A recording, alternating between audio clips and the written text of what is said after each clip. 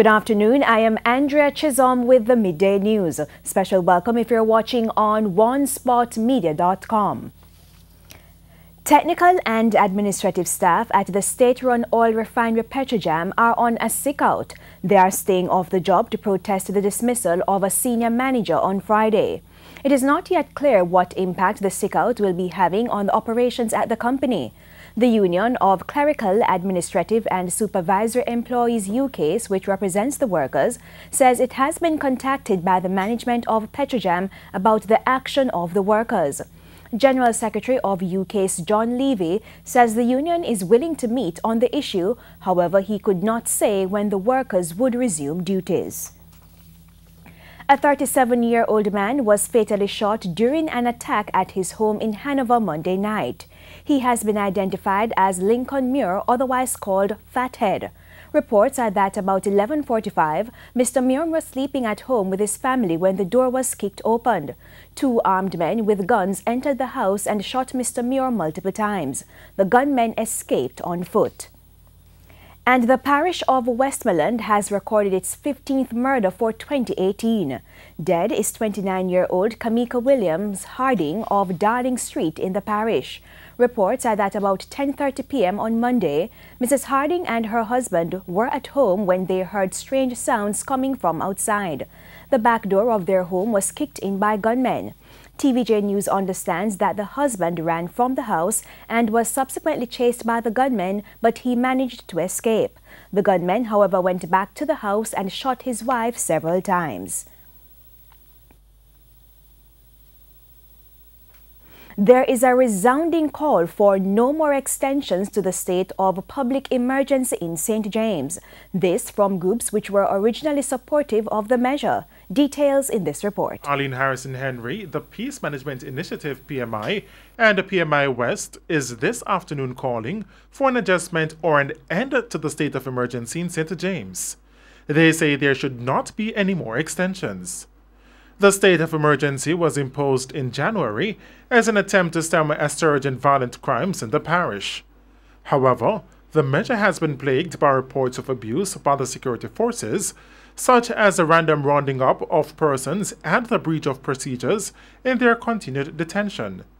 Mrs. Harrison Henry acknowledges that she was in favor of the measure because it was needed at the time, but things have changed rapidly. Sometimes reflection and hindsight, vision is always 20/20.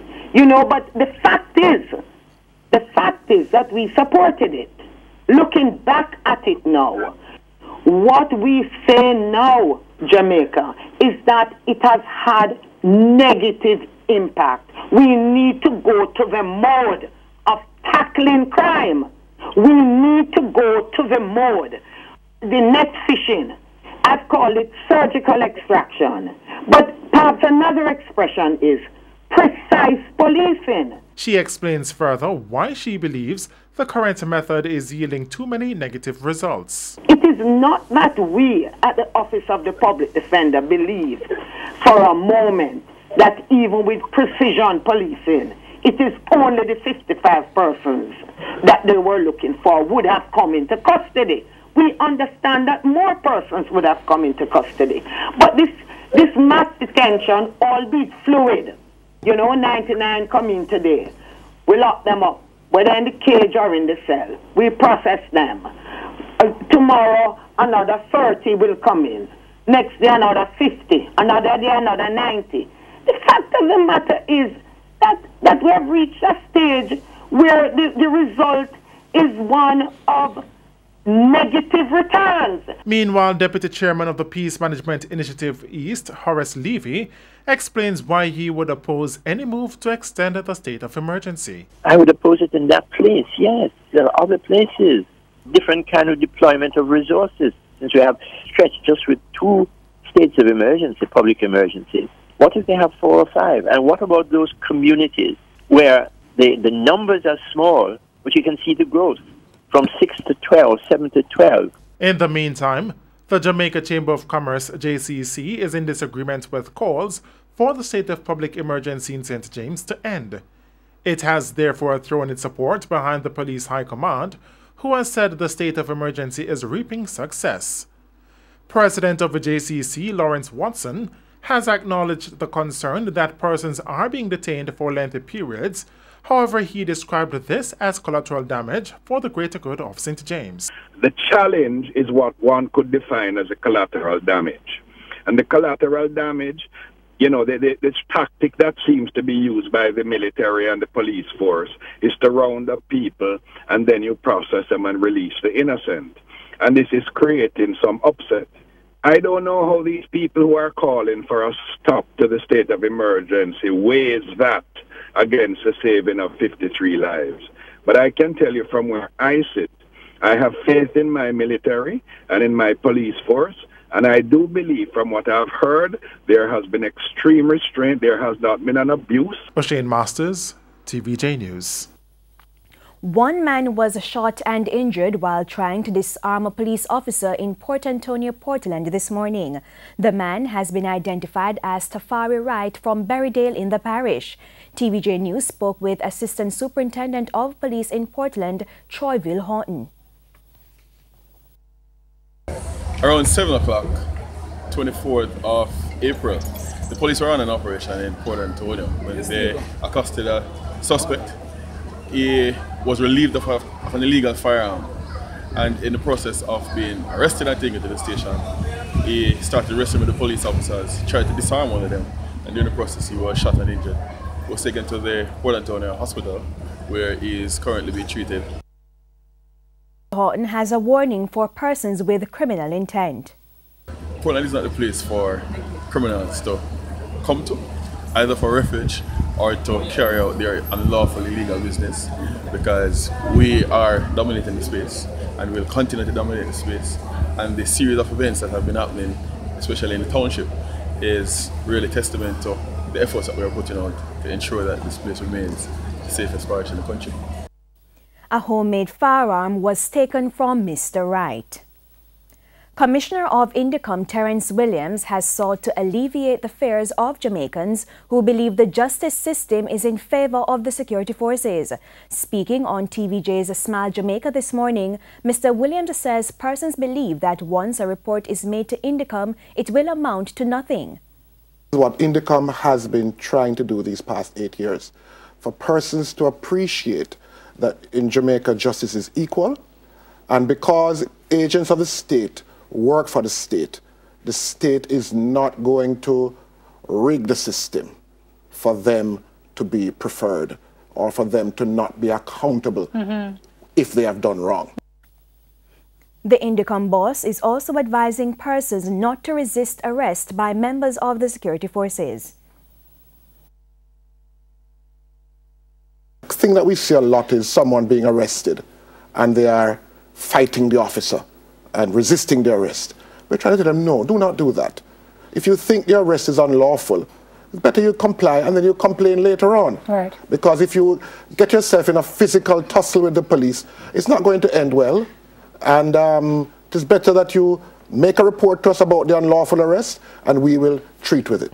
And so it was important, as Commissioner said, that they understand that when their interactions are with the police, that they comply first and then they can come and complain to us. Because sometimes the abuse comes because they don't necessarily listen when the officers are speaking to them. And so that part of the interaction is important.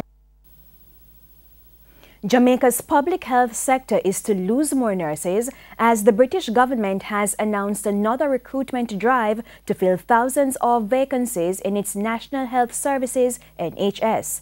The British government says in the second phase of Earn, Learn, Return partnerships, Jamaican nurses will work for a fixed term of around 3 years and then return with new skills and experience.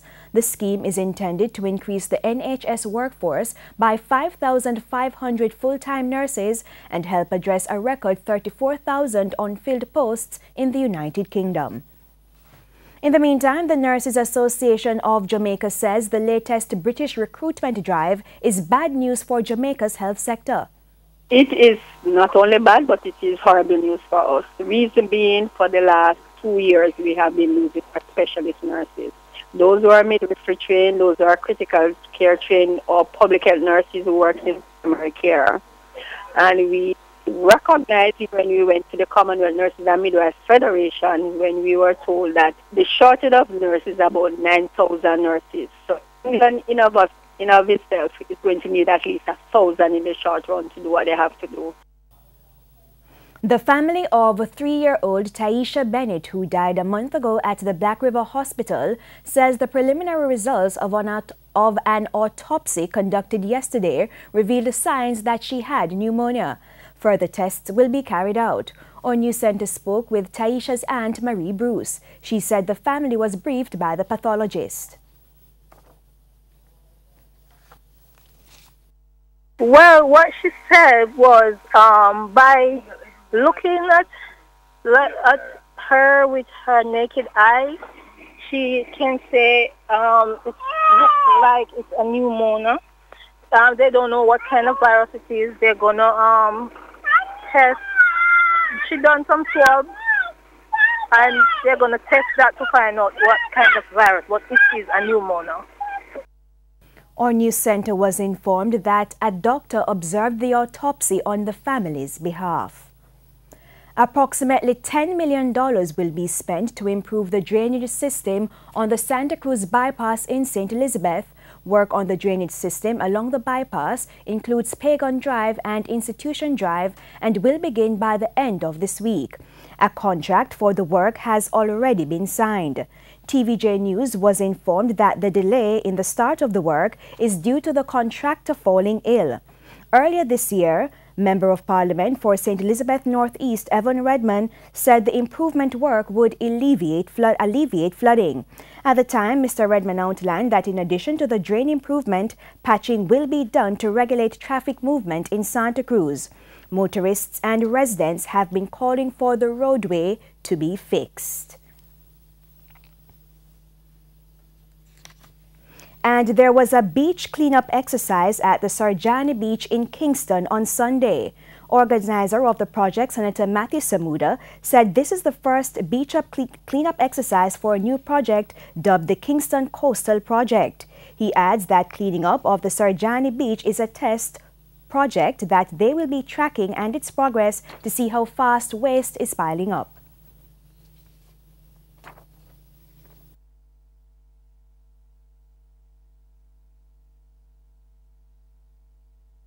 What it is a test tube case. We're doing a beach cleanup.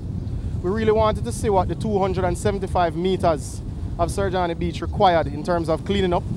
We're going to start a process to actually map the drains that empty in and around this area so that we can start to see how fast waste is actually making its way into the sea and onto the coastline right here. Mr. Samuda noted that recently a number of projects have been highlighted to develop Kingston's harbor to bring in more ships. He, however, pointed out that the status of the beaches can affect those plans. We talk about cruise ships, we talk about fishing often and what it brings to our economy, but we're really not taking care of the major asset, which is our coastline and our sea line. Now, I want Kingston to develop more than anybody else, or not more than anybody else, but just as much as anybody else. And to me, it's important that if we want Kingston to develop and we're using our harbour as the backdrop, that we start to take care of the coastline.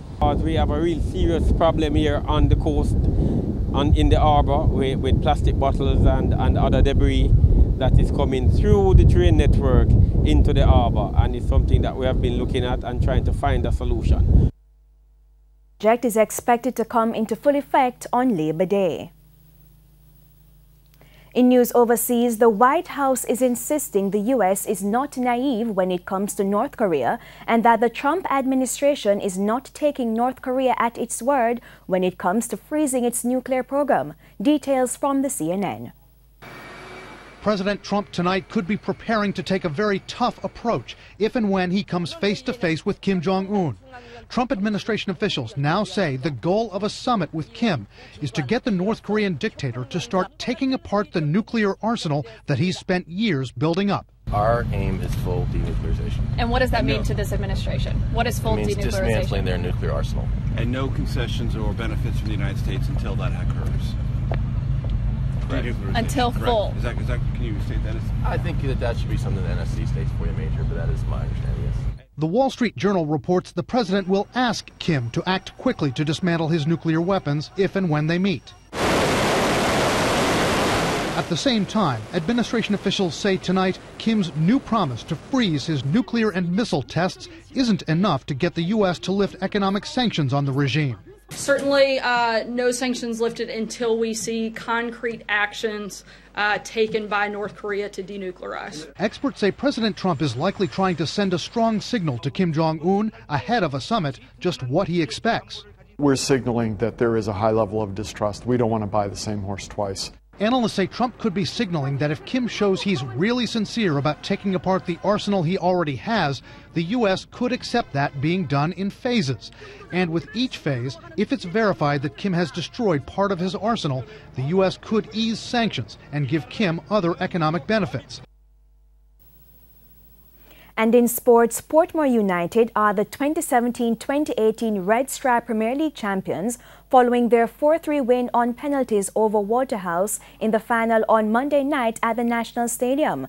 The teams played to a 0-0 scoreline after full and extra time before Portmore prevailed on penalties to clinch their 6th hold on the National Premier League title. Having made their 3rd straight final, Portmore finally gained their first hold on the title since the 2011-2012 season. We have done. I had confidence in the guys. All season they have been very consistent. Last 3 years, we've been the most consistent team. And this is what, I'm very happy for them. Well, it's very tough because having brought the game to 90 minutes, then the extra time, I thought, bringing it here, I thought we could have snatched a moment. It was just never meant to be. And that's the Midday News. I'm Andrea Chisholm. Join us at 7 for the Primetime News Package. On behalf of the news, sports and production teams, good afternoon.